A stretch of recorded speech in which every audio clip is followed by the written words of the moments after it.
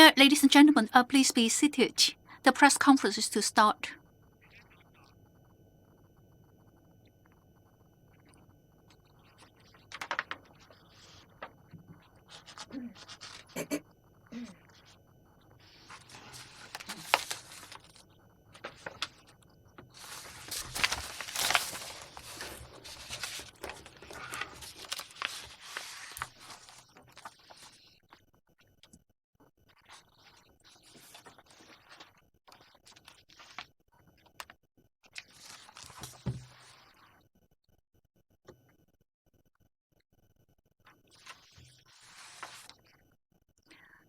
Ladies and gentlemen, policy address for fiscal year 2022 press conference is to start. Before you raise your question, please raise your hands and identify yourself as well as the institution you represent. Now, please do feel free to ask questions.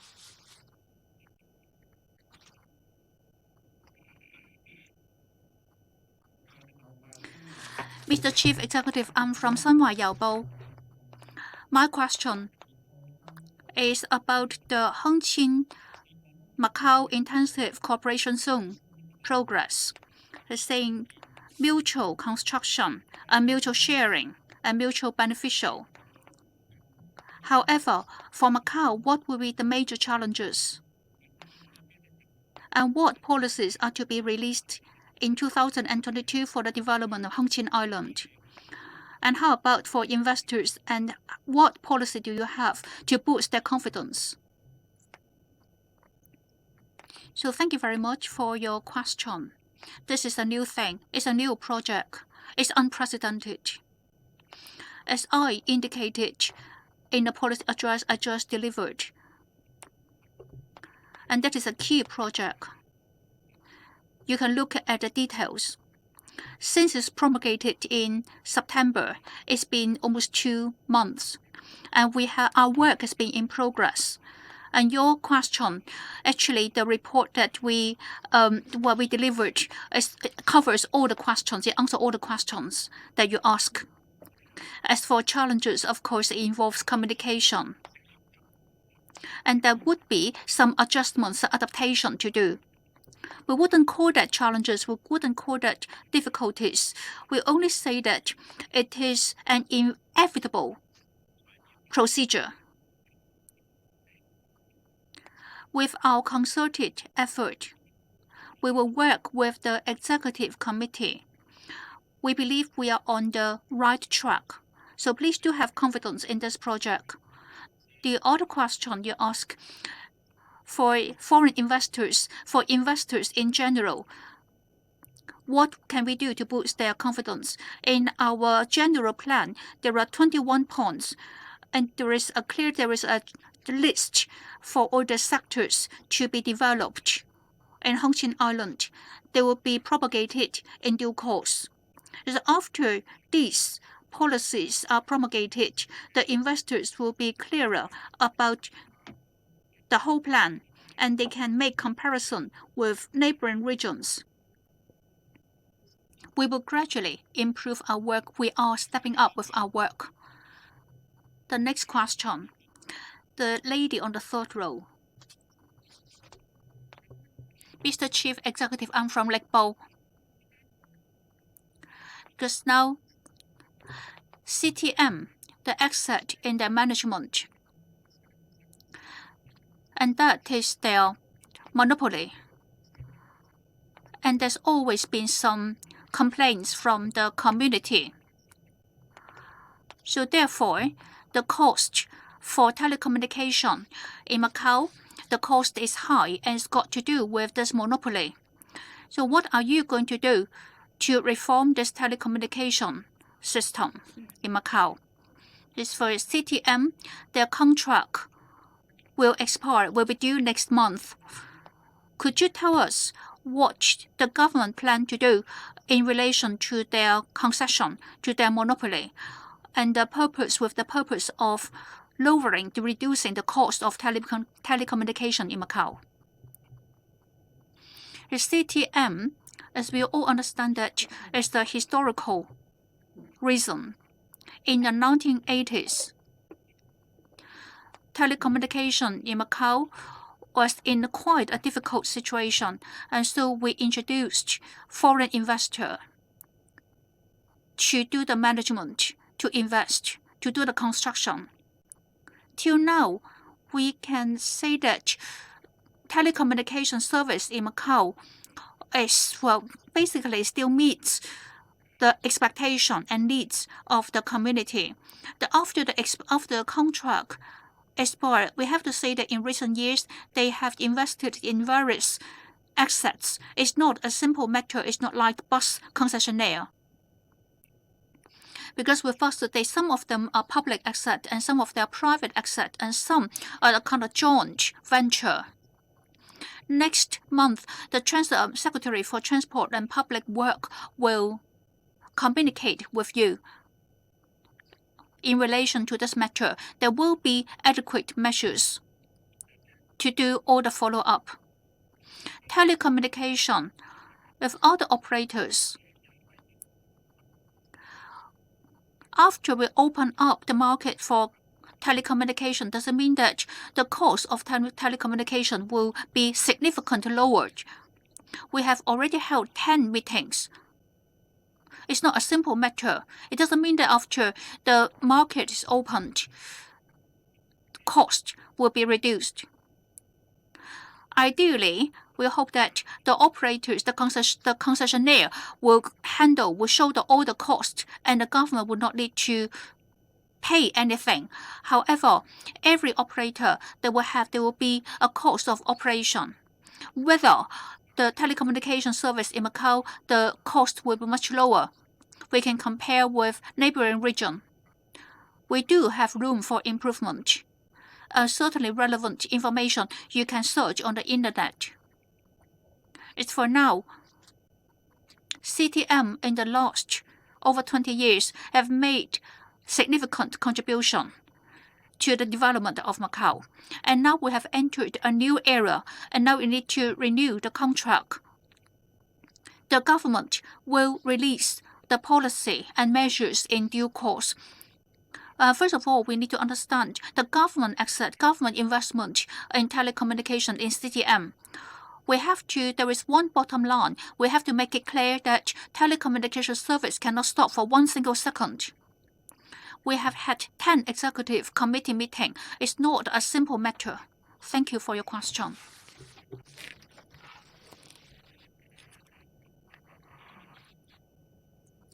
Good afternoon. This is from Macau Daily News. Today, you talked about Plot A, and you have about 5,000 applications for the economic housing. You have received 8,000. What exactly is the reason behind it?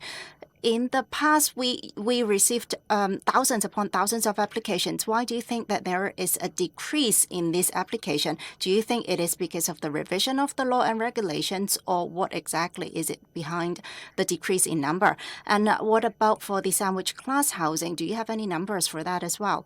Thank you very much for your question. For the first question, we have not come to the deadline yet. The deadline is on the 31st, so I think one of the major reasons behind the decline in the number of applications is that this housing is going to belong to the government forever. This is one reason, I guess. And for another thing is we also need to look at the administrative costs and other expenses behind the construction of this economic housing. At the moment, we don't have a number yet, and we cannot release the pricing to the public at the moment. To us and to the Macau citizens, I think you can see that we have sufficient supply of economic housing for the Macau citizens. We have in our plan 28,000 economic housing available for Macau citizens, and this is going to be available soon. But then we have to make sure that we have the right number of economic housing for the right number of families. Before we constructed T1 units, but then we had too many T1 units and nobody liked T1 units. This is why we have to think more carefully and make sufficient plans in order to come up with the right number of units for the right families. And at the moment, things have changed. The society has changed as well. Before, people complained about too many T1 units, and now people want T1 units, and there are not too many people applying for T2 units. And if you remember, there is not a change in the queue. If you apply for T1, you cannot really switch to T2 very easily. So I think we need to think about this as well. Always remember, when we construct this kind of economic housing, we always construct this housing and people apply, which is very different from Singapore. In Singapore, the citizens, they always apply first and then they construct their economic housing. Then there won't be this kind of confusion. So I think here we need to make sure that we are building the right kind of flats for the families. At the moment, if you're asking me this question, T1 suddenly has become very popular. So this is the problem that we are facing right now. If you have a family with 2 members in there, you can, of course, apply for T1 or T2. But if you ask me, I do not have sufficient T1 units for all the applicants. So this is why when we launch a new queue for people to apply, suddenly we come to realize that there is a new desire for this kind of economic housing. This is why we need to be more realistic with only supply and demand. People used to say that they did not like T1, but then it has become the reality that T1 is actually very popular. Many people who have applied, I think they have a high chance getting this economic housing. And I think we do not suffer a lot of pressure anymore because this kind of housing is going to belong to the government forever. We cannot take care of the people who would like to invest in the property industry. So if you only need a flat to live in, which is to satisfy your demand or which is to satisfy your need, this is something that we can help out. But for investors, I think we need to think about their investment interests as well. So if you go around the world, you cannot see this kind of economic housing, which is so ideal and so livable for our Macau citizens. For the younger generation, they have a high chance getting this kind of economic housing.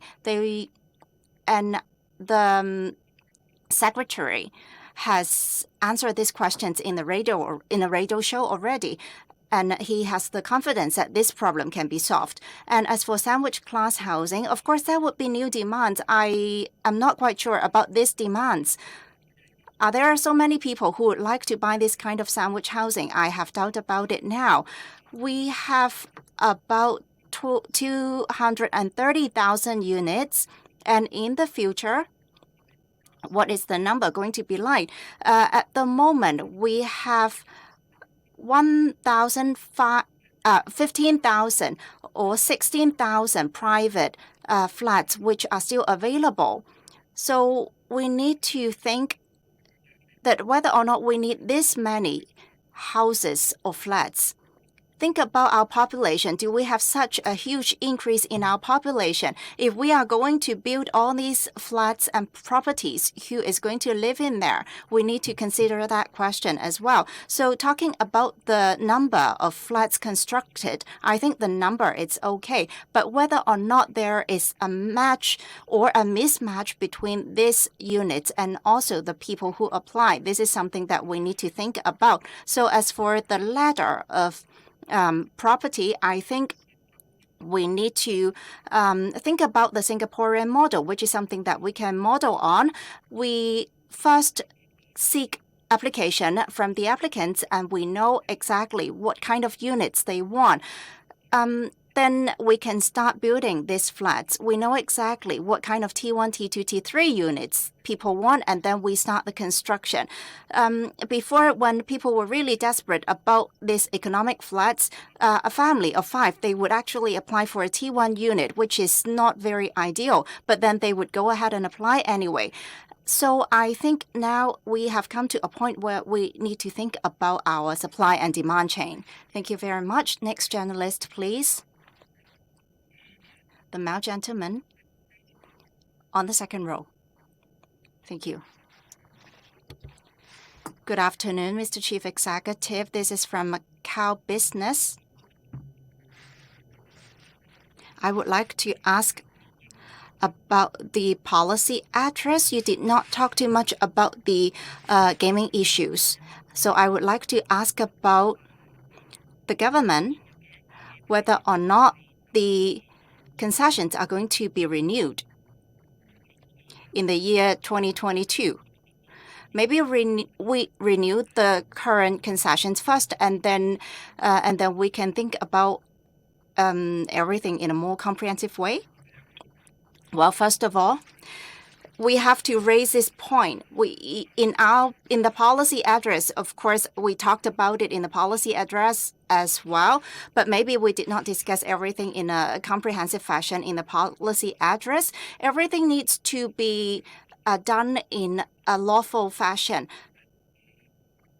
Talking about the revision of the concession regulation, we have 9 major points to be revised and regulated. By the end of next year, we have to know our development directions. Thank you very much for your question.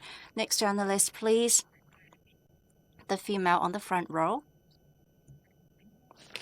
This is from Macau Radio, TDM. My first question is, as we are facing the pandemic, the personnel mobility between Hong Kong and Macau, what are the procedures? I am looking at the Hong Kong government. They release information regularly, but we are not hearing anything from you yet. And there are a lot of experts of COVID-19 which say that COVID-19 is not going to disappear. So what are our preparation work if our borders or our ports are going to open up? What are the pressures or difficulties we are going to face? And we are facing deficit as well. The SAR government is facing deficit, financial deficit. Can we do more to save up? And many Macau citizens, they have suggestions about the wealth partaking scheme. They think that there need to be a bar for Macau citizens to get the wealth partaking scheme. Well, let me answer your first question. For opening up the borders, we are going to open up borders with mainland. It's not just about Macau and Hong Kong. It is always Hong Kong, Macau, and mainland. And we are going to release this information when we have details.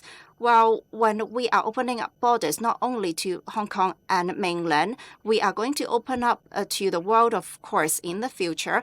But we have to pay attention to all these countries that are suffering from setbacks of COVID-19 curbs.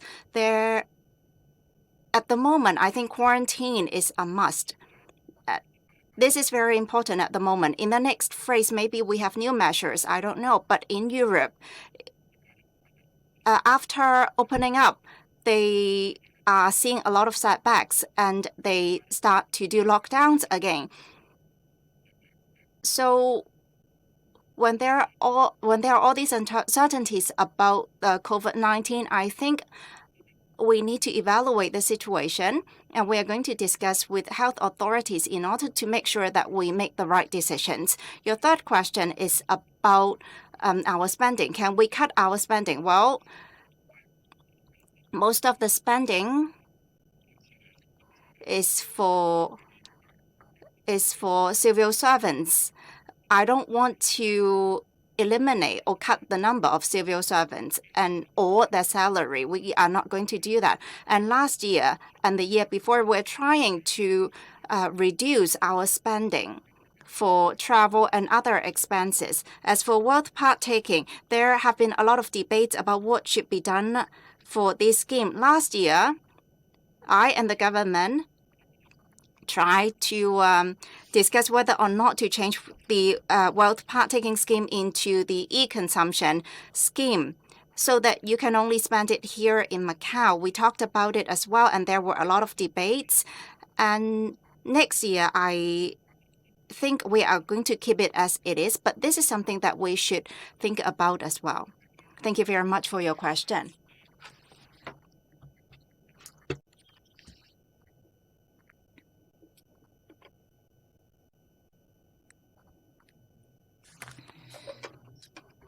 Yeah, from Macau Daily Times.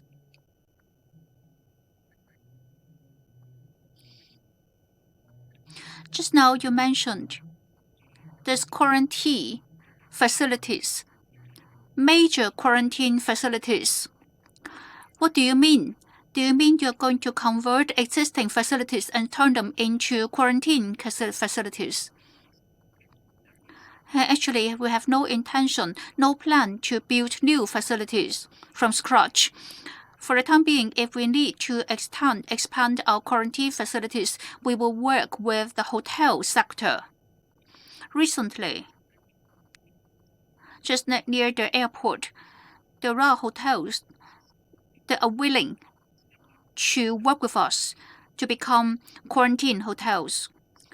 And we hope that in the next 2 years, we'll continue to get support from the hotel sector. When it comes to quarantine measures, quarantine policy, we have no intention of building quarantine facilities from scratch.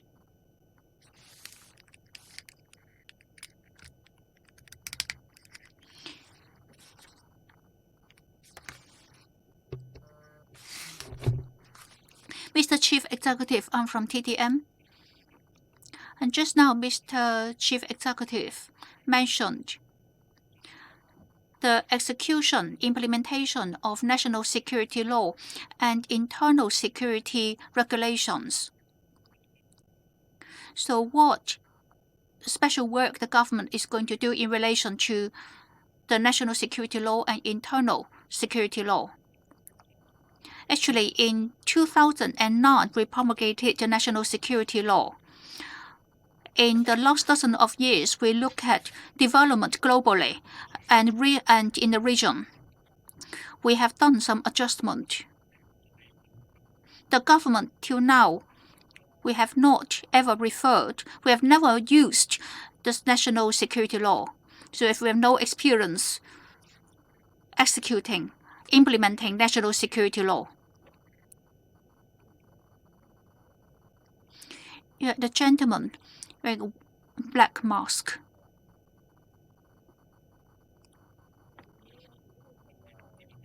And from Simon Daily.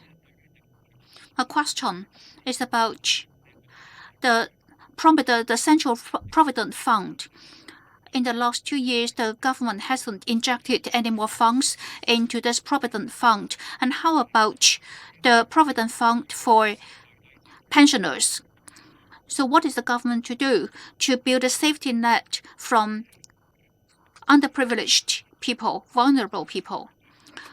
It's not that the government stopped injecting Provident Fund into a Provident Fund. The bottom line of the government is to act in accordance with law, is to follow the rule of law. If the government just do whatever we want, it's not really good for Macau. It's not that I don't care about senior citizens.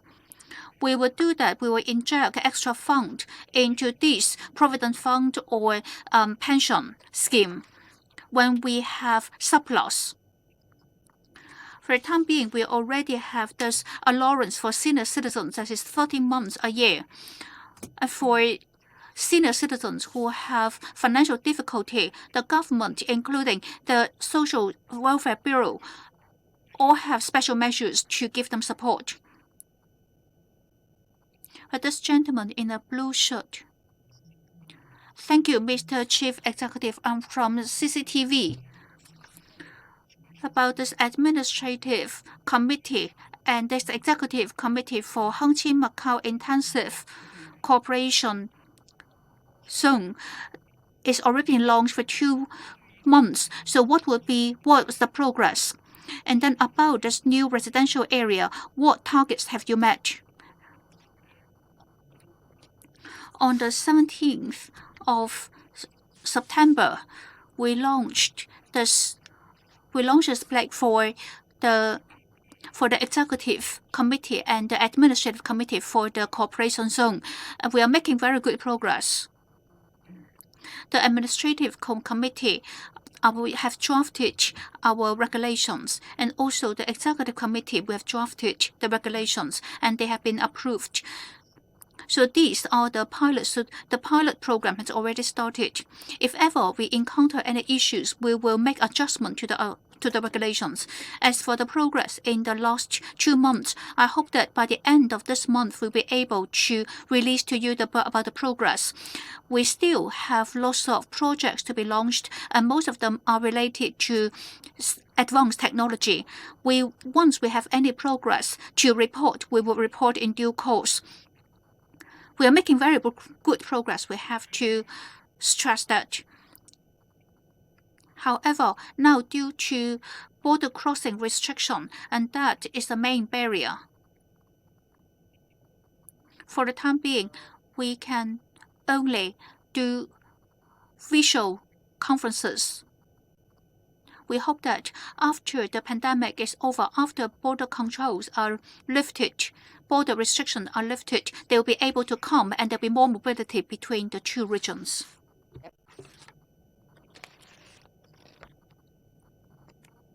Good afternoon. This is from TDM. I'd like to ask about whether or not it is going to be possible to tender plots of land in order to increase the income of the government. And as for the cooperation zone, is it going to be integrated with the urban master plan of Macau? Because in the D zone, do you think the D zone could be integrated into the urban master plan as well? Well, for the first question, for the cooperation zone, is it going to be in line, or we are going to integrate it with the urban master plan? Well, I don't think so, because the two cities, we have different plans and we have different development directions. Macau, we are going to have a diversified development.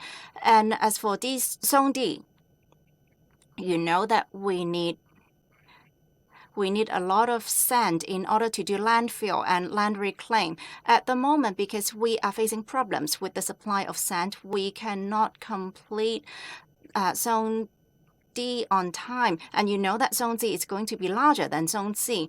The prices for sand are very expensive. Under such circumstances, if we don't need this plot of land right now, do we need to actually do land reclamation when sand is at its peak prices?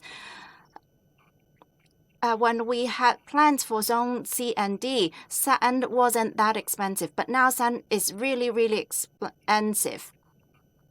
The cement factories and companies have been telling me that they have problems trying to acquire sand. It is difficult to get sand for land reclamation and also building construction. So if we are going to do landfill right now, it is going to be very expensive. So we have no solid plans for Zone D yet. Thank you very much. And the next journalist, please. Good afternoon.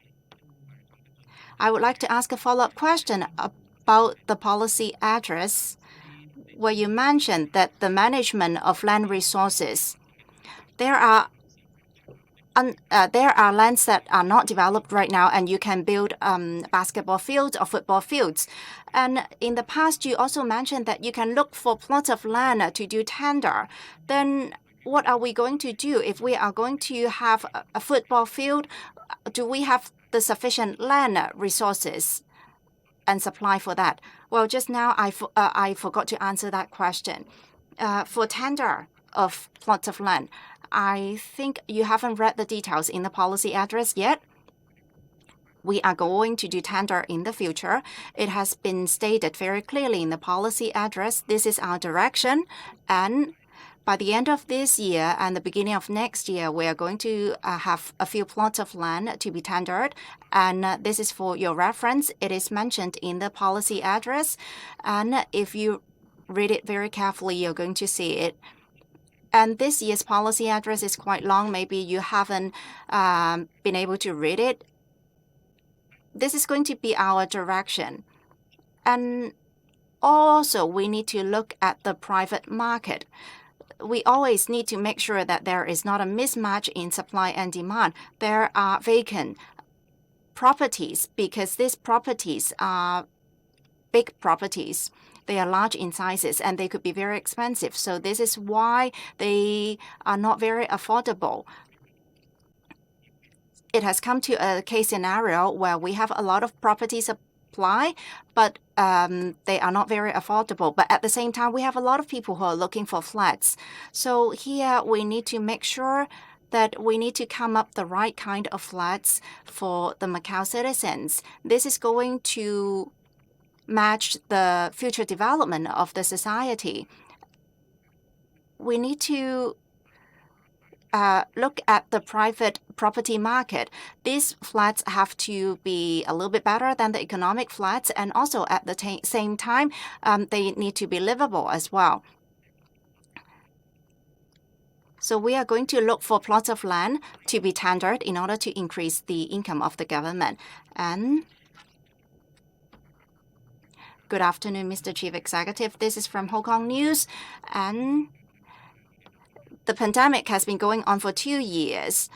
You can see that the convention industry is severely impacted, and the tourism industry as well. Many of the shops have closed down, and there are many personnel in the industry. They have lost their job. In the policy address for next year, apart from curbing the virus, you are going to boost the tourism industry as well. In that aspect, what are you going to do to boost the recovery of the tourism industry? What exactly are these policies? And if we look at this year, the first half of the year, there was a rebound. But when we come to the third quarter, we were impacted by the virus again. So if this is going to continue until next year, do you expect that next year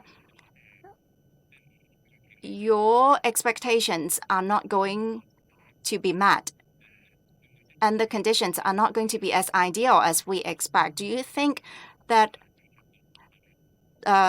border control measures would affect the tourism industry? If this is going to continue for the third year, many people are not going to survive.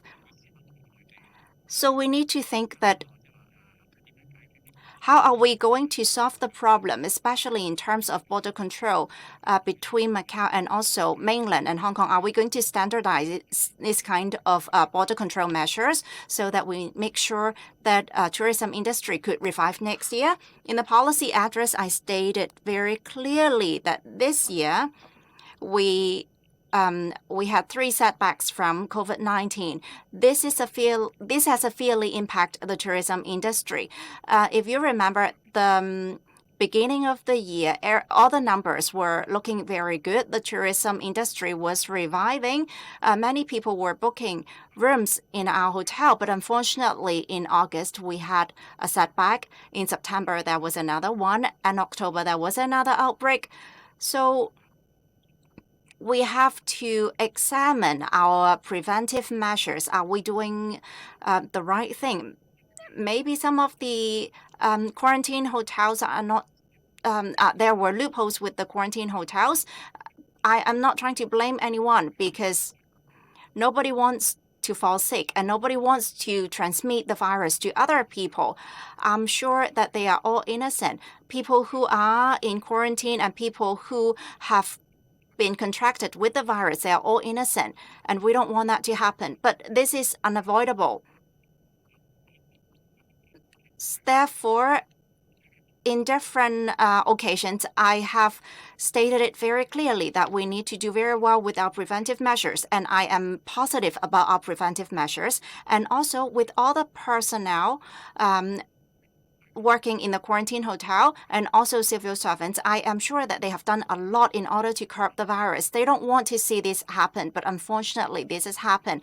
As for border controls with mainland, I think mainland is facing problems as well. If you've been reading the news, they are very strict with COVID-19. They adopt a zero tolerance policy, and our border control measures are not decided by us only. We do this in a mutually agreed fashion. If we want to get into mainland, they have to allow us to get in as well. So I understand that 2 years is not a short period of time, and 3 years is very long as well. But we have to adopt the right attitude, and we have to get ready so that and we can do better for the preventive measures so that we get ready for any rebounds in the tourism industry. I'd like to report to you,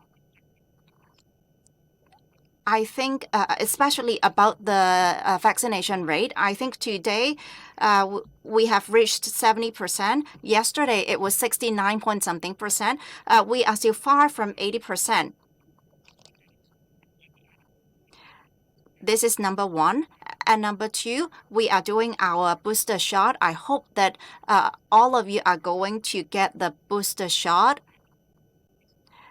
And with the herd immunity achieved or well built, this is going to be very positive to the revival of the tourism industry.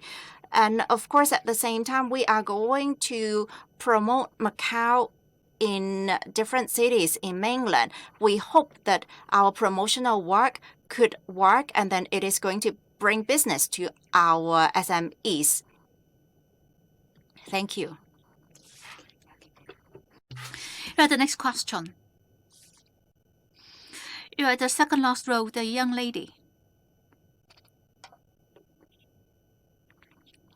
Mr. Chief Executive, I'm from Macau Cable TV. I look at the key points for the policy address, and this is about the master plan. It's mentioned that cable TV in the intensive cooperation zone. So what concrete plan has been made in relation to this? And how are you going to work with the suppliers for cable TV in Zhuhai or Macau? And in your timetable for fiscal year 2022, they say in the first half of next year, there will be license for 5G internet. But my question is, are you going to step up with the legislation for telecommunication because of the release of 5G? And would there be any room for adjustment for the telecommunication law? The policy address is indicated that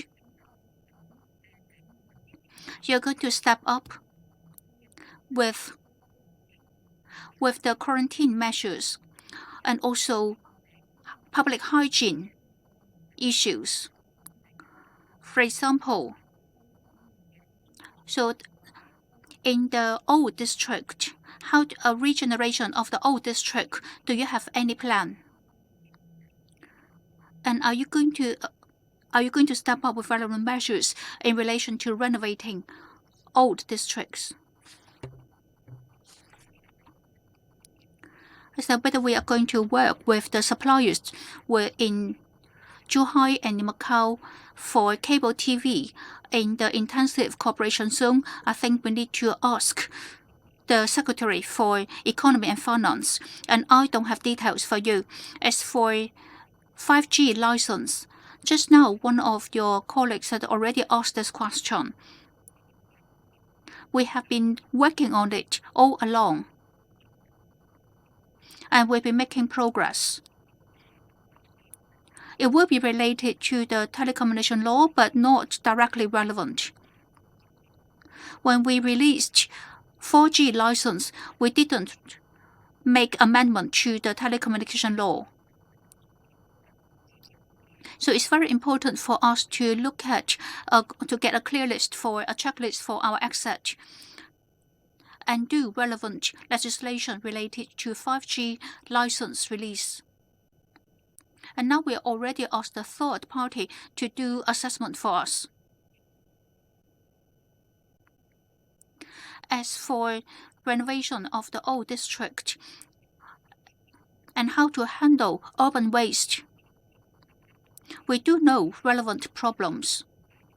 In the old district, it's highly populated, the population density there is high. However, it's managed by companies. It's not that no one cares about it. We have already done lots of work to handle urban waste in this area. And why we had to remove some of part of the population during the outbreak, and that is because in that specific building, the population density is very high, and so we had to move those in the red zone in the red zone to a hotel for quarantine because the hygiene condition there does not meet the requirement for quarantine. And of course, handling urban waste in the area is an issue. The government will need to do something, but then residents there are also responsible for maintaining the hygiene condition in the place they live. The specific building that was in the red zone during the outbreak, the entrance, the people who are supposed to go in to distribute supplies and to collect rubbish, they couldn't even enter the building. So I would say maintaining hygiene of the residential building, and that would be the responsibility of the residents as well. Now the system is every building would collect the trash from different units and then put into a big trash bin. But if everyone just throw it out of their door, it will be unmanageable. Thank you. The next question. Well, the lady on the fourth row. Thank you.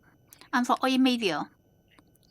My question is, I would like to follow up on the question about gaming concession. We understand that relevant legislation has been going on.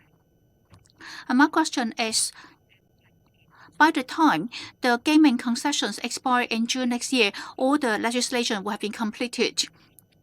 The tendering procedure, is it in the timetable, the work schedule of the government next year? The policy address released today, you also talk about this intensive cooperation zone. Is there any major direction that you would like to direct the gaming concessionaires towards, the gaming operators towards? Do you think that the gaming operators here in Macau will do their very best to support the development of this intensive cooperation zone? Concerning the gaming concessions, I mentioned earlier that once the legislation is completed and all the work will be followed up step by step. If the legislation is not completed before the concessions expire, then we can just do an emergency renewal of contract. The mechanism already exists. Renew a contract, extending the concessions is within the mechanism.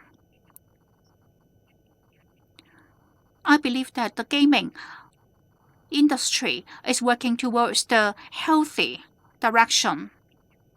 The government is not going to make the gaming concessionaires' life difficult. As for the intensive cooperation zone, the current 6 concessionaires, they have not even got their license renewed. We need to do things step by step. We need to complete the tendering procedure before we can talk about the gaming concessions, gaming operators' contribution or their development in the intensive cooperation zone.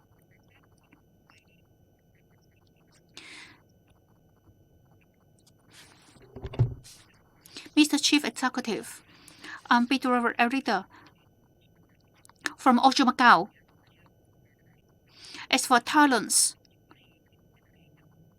for development, now you're going through this consultation for attracting talents to Macau, including talents who are originally from Macau and now abroad. Under the impact of the pandemic, how can these talents enter Macau? In 2022-2023 academic year, because the impact of the pandemic, even if the government released some allowance for students to go abroad, would this still hinder? Would this still put off, or would some of the students be put off from going abroad? Are you going to encourage more students to go for further education in Macau? In relation to your question about introducing talents, attracting talents to Macau, we are going to have a framework law for talent attraction and nurturing. And that would need to go through the Legislative Assembly. I think it can only be relevant work can only be completed by the middle of next year. Talents might be from abroad, and they can follow relevant regulations to apply for these positions. And they can go through the application and then interview, and we'll go through the assessment. It's not that they have to fly to Macau instantly. So border control is not exactly relevant yet. So once they have applied and go through the assessment interview, and we decide to hire them, and then they can consider making their way to Macau. I hope that the pandemic is not going to go on for many years. In academic year 22-23, and lots of students, even last year when the pandemic the situation is really serious, still quite a lot of students, Macau students from Macau, will go abroad to study, go to the US, go to Europe.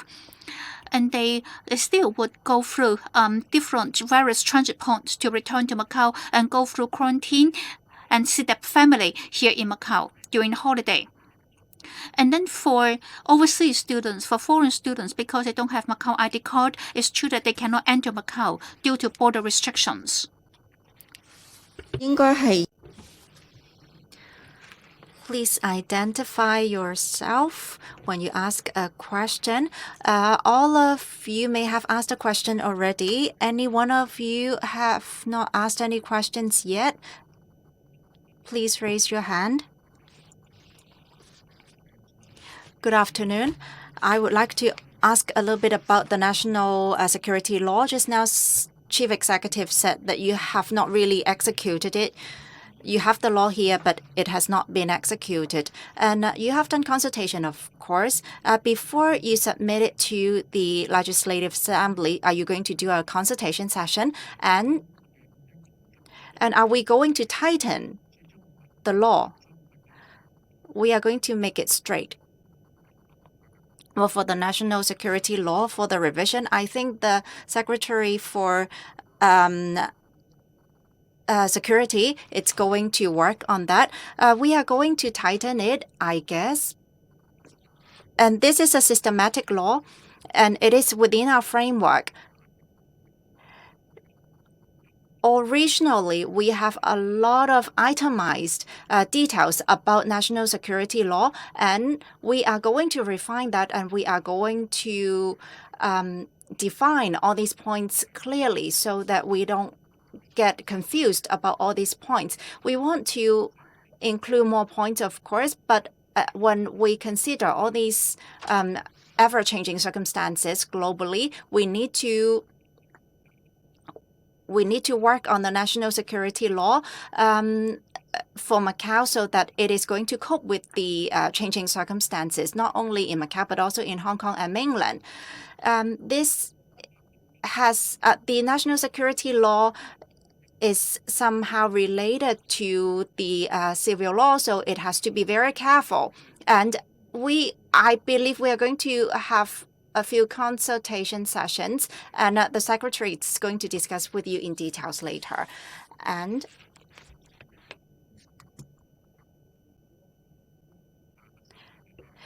this is from Macau Post Daily.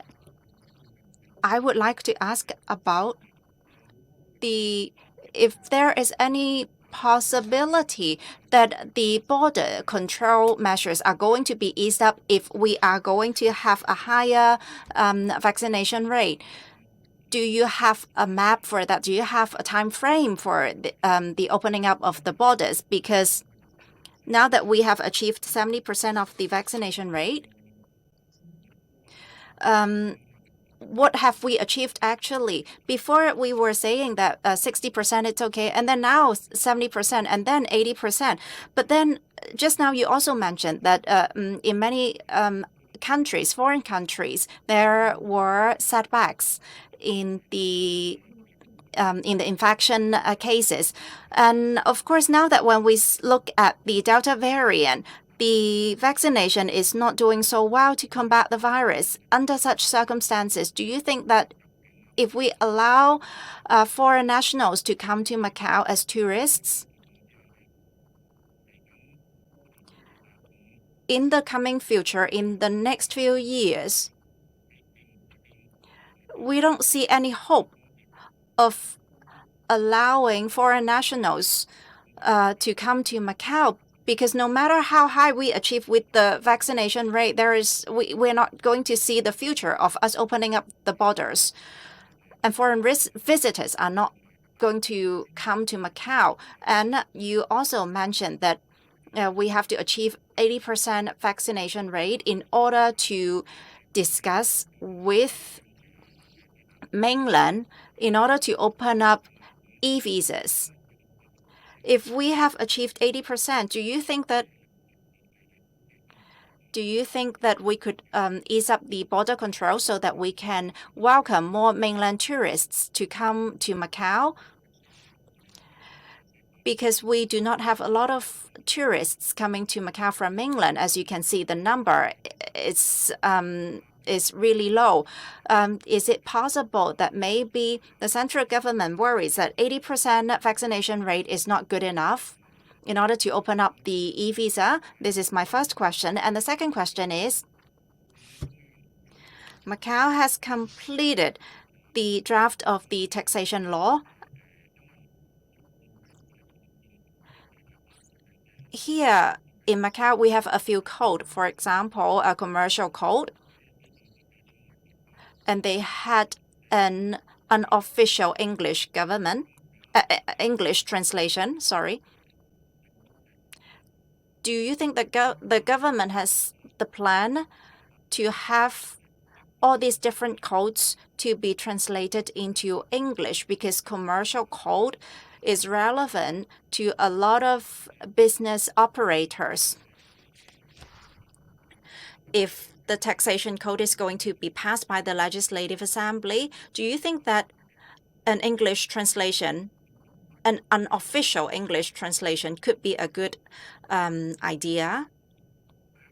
Well, for the first question, just now, many of the other journalists have asked similar questions. Macau, we have to seek a balance. We need to think about the pros and cons if we are going to open up to foreign nationals when there is an outbreak.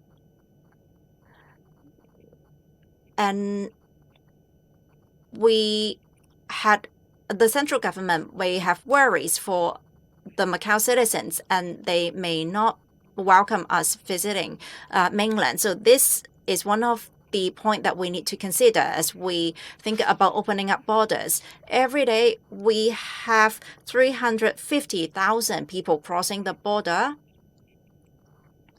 If these border crosses cannot go back to mainland, what are we going to do? Some of these border crosses are Macau citizens. This is what I say. This is what I mean when I say we need to strike a balance. Every day there are 300 350,000 border crosses. And if we open up borders to foreign nationals, it is going to be risky. And we put ourselves in a position where we could be disadvantaged because we are stuck in the middle. We have to keep these borders open with mainland. And this kind of border controls are nowhere near what we experienced before. It is not as convenient as before. And we need to make sure that the current measures are in place so that we can offer help to these border crosses. And as for group tourists, some of the provinces could be opened up, of course, and we are trying to seek approval from the central government so that these e-visas could be approved again. And also for individual tourists, we hope that they could be approved by the central government as well. And for group tourists, we have been negotiating with the relevant authority. We never stop communication with them, and we strive to welcome tourists from these provinces again from mainland. As for this taxation code, I think it is very important that we pass the law first and then we do a translation. It takes years to finish drafting the code, and then when it's finished, we can start thinking about translation. The official languages are Chinese and Portuguese. English, of course, is an official translation. We can think about it, but when we come to a court case, English is not an official language. It could be used as a reference, of course. Thank you. Last two questions, and that is for agencies and institutions that never got any representative ask any question. Mr. Chief Executive, I'm from the exhibition and conference industry. In the policy address, you mentioned this market orientation reform for the MICE industry.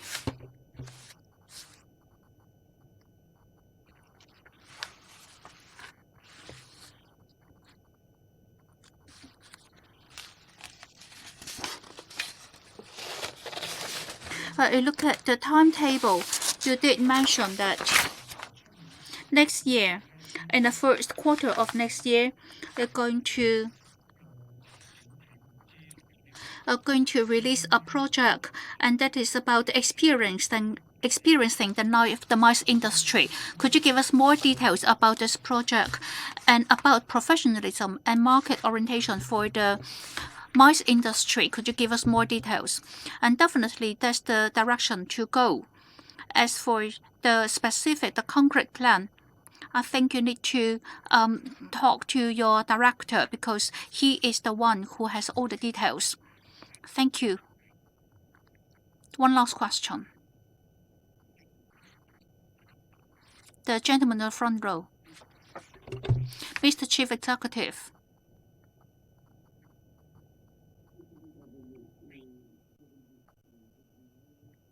My question is, at this moment, for the time being, has the government got any policy about releasing some policy to allow imported laborers to enter Macau? For example, domestic helpers, can they re-enter Macau? The other question is, Macau's economy has experienced significant setback due to the pandemic.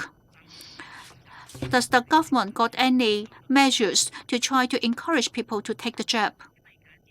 Because we all understand that the jab is going to have positive impact. It's for the entire community. It's for the entire Macau. Thank you very much for domestic helper. There is one question. There is one problem. Now there are over 2,000 domestic helpers who cannot enter Macau. it's very difficult to make this decision because the place where they come from, they are from high-risk zones, and that is the fact. In August, in September, as one with Macau who got Macau ID card, but with foreign origin from a high-risk zone, and that's through quarantine when he was in quarantine, and actually had caused an outbreak. It is a big problem. Secretary for Economy and Finance already launched a scheme to use robots to check people's body temperature. Because most of these domestic helpers, imported laborers, they come from high-risk zones. Can we take another blow again? We can see that for each outbreak, there's got a huge impact, negative impact on the economy. Just one single person in the quarantine hotel and spread the virus. And that caused the outbreak. And as a result, the entire National Day, Golden Week is gone. And actually, as we had high expectation of this Golden Week, National Day, Golden Week, the SMEs, they all had this high expectation. However, because this outbreak is gone, can you ask me, can I guarantee that the virus will not be brought to Macau through imported labor? It's very difficult. I cannot guarantee, because it's airborne. The virus is airborne. This year, Macau has already experienced 3 outbreaks, and that has brought significant impact, negative impact on Macau's economy. The loss is immense just because of one person, just because of one foreign arrival. I'm not going to cast blame on any individual. It's just simply this virus is too vicious. And how to actually block this virus? As you know, we have already bought quite a lot of robots to check body temperature for people in quarantine. However, as always, loophole. Even nucleic acid test, it has to be done by human beings. It cannot be done by robots. It's true that robots can deliver meals, but a robot, when they deliver meals, we have tried, but they're very slow. It's not that we do not invest in robots. As the robots delivering meal, they bring every time the robot delivers a meal, we need to sanitize this. We need to sanitize this robot after the delivery of every single meal. So it's very inefficient. We do want to allow more domestic helpers to enter Macau, but because they're from high-risk zone, the risk is too high. Just because of one single foreign arrival, caused 2 outbreaks, September, October. At every press conference, it asks us to examine where the loophole come from. It's true that the quarantine hotel were not doing very well. But even if we do everything we can, we try to block every single loophole. There's no 100%. I very much hope that we can. Simply, I have to tell you, Macau cannot bear another blow. It's been 2 years since the pandemic started. Can we take another year? Can we go on for another year? Quite a lot of SMEs have closed down. So next year, if you go on for another year, every time there is an outbreak, we have done our very best to combat the outbreak. And still, we experienced huge loss, immense loss in terms of economy. If we know that there is risk, now you're talking about domestic helpers waiting to enter Macau, we're talking about several thousand. So there were about 2,300 applications. If ever they return, they come to Macau, we allow them to enter Macau. Even just 1% carry the virus. But in summer, it's this school trip to Xi'an, and just one single person got infected, and that caused it as an outbreak. For every outbreak, the SME suffered immense loss. We understand that quite a lot of our residents need domestic helper, and they complain. There are lots of complaints there. However, as the government, we need to seek a kind of balance. For this time, those who were infected during the outbreak, they all had been vaccinated. Now we look at Hong Kong. Hong Kong is gradually lifting their restriction, and we are paying close attention to their statistics. They have built a center for quarantine, which is very far away from residential areas. But Macau is densely populated. Macau is a small place, and quarantines are done by hotels. We need to be very cautious. We cannot build immense facilities like Hong Kong. As for vaccination, today we have almost reached 70% vaccination rate. And among civil servants, vaccination rate is already over 80%. For the gaming industry, through lots of coordination and also their own incentive measures, some gaming operators, some of the gaming companies, their vaccination rate is already over 90%. Now, it's like a rugby ball. The two sides are small and the middle is big. So among young people and senior citizens, so the younger ones, that means 3 to 11-year-old, we just started vaccinating this population. And among senior citizens, the vaccination rate is also very low. And now we do not really have much room to increasing vaccination rate. It's like a rugby ball. For increasing this vaccination rate, enhancing vaccination rate among senior citizens, there's not much we can do as completely voluntary basis, because elderly citizens, it's true. Well, I believe that they should be able to take the vaccine, but we still want them to do it voluntarily, on voluntary basis. The middle part, there's those in the service sector, civil servants. The vaccination rate is relatively high, and people have been very supportive. The gaming operators, they have encouraged their staff to take the jab. So some have already reached over 90% vaccination rate.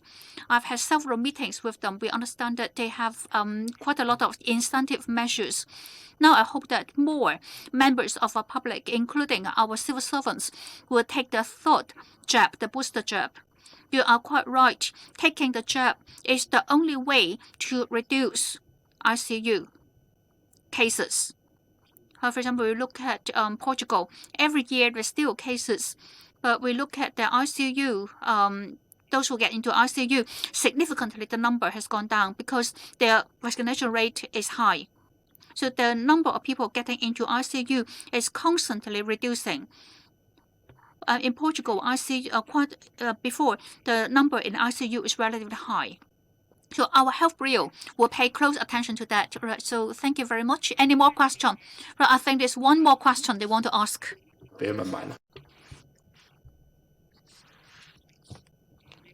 Good afternoon. This is from London. I would like to ask about the national security law again.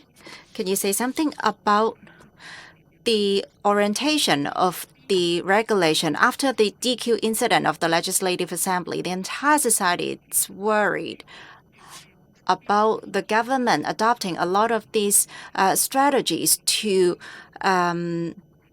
limit our rights to do demonstration. Can you do something to lessen our worry? The revision of the national security law is to define certain clauses or regulations that could reduce our pressure. Number two, about the workers' union law, we have some expectation for the law. You know that when you were the president of the Legislative Assembly, many of the lawmakers, they have voiced out the idea of the workers' union law.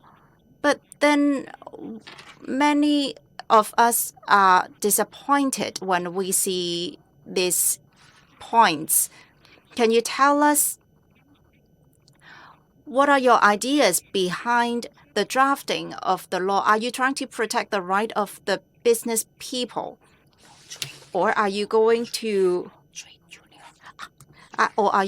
protect the workers? For the national security law, I would like to clarify the definitions of the point stated in the law. If you are not going to do any illegal things, you don't need to worry about it. And there were journalists who asked these questions just now. And I answered the question already. And I would like to reiterate that we need to keep improving and revising this kind of law because we need to take into consideration circumstances of the global conditions. This is a national security law. It is not just about Macau. We have to uphold national security. It is our responsibility to uphold national security for a person who is going to follow all the rules and regulations. You don't need to worry about it. But when we revise the law, we are going to clarify some of the issues and points written there. When we revise the law, we are going to model on some of the existing laws in other parts of the world. In Portugal, they have a clearly defined rule and regulation about national security. So we are going to model on this kind of examples, and we are going to revise the law accordingly. As for the trade union law, of course, you can negotiate with the employers. This is the right protected under the basic law. We don't have to rewrite again. We don't have to reiterate again. It is written in the Constitution. We don't have to reinstate here. Before the trade union law, of course you can negotiate. You are free to negotiate and you have the legal right to negotiate. We never counter your right.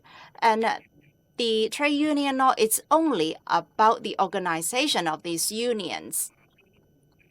It is not about the operation of these unions. These unions have been in operation for years already, and you understand very well how these unions work. For example, in the gaming industry, many of the unions, they have discussed and negotiated with the employers about salary increase. So it has been going, this is ongoing, and you have been enjoying these rights all this time. So I think it is not right to say that the law is about the protection of the business operators. It is also about the protection of workers. In the consultation document, it's been stated very clearly. You have to understand it. You have to understand it thoroughly and read it thoroughly in order to know what's going on. In the Legislative Assembly, I know very well that this has been an issue going on for a while, and I promise myself and all of you that this is going to be done. After a year or so, we have the consultation document. Maybe you're not happy with the document. The document is only for reference only. If you have any suggestions and comments, you can voice out your opinions, and we are going to integrate your opinions into the law. There's no problem about that. Here, we are not even at the stage to draft the law.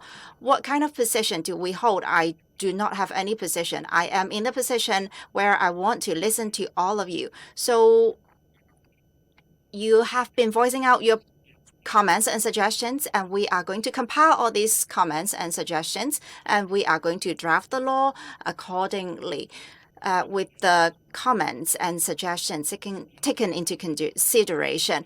We are not implementing the law right now because it has not been drafted. At this stage, we are only talking about consultation with the public. So make sure you voice out your opinions. All of your opinions are going to be compiled, and we are going to evaluate your comments and suggestions. This is what I think about the law. Thank you. Thank you very much, Chief Executive, and thank you very much for coming here today.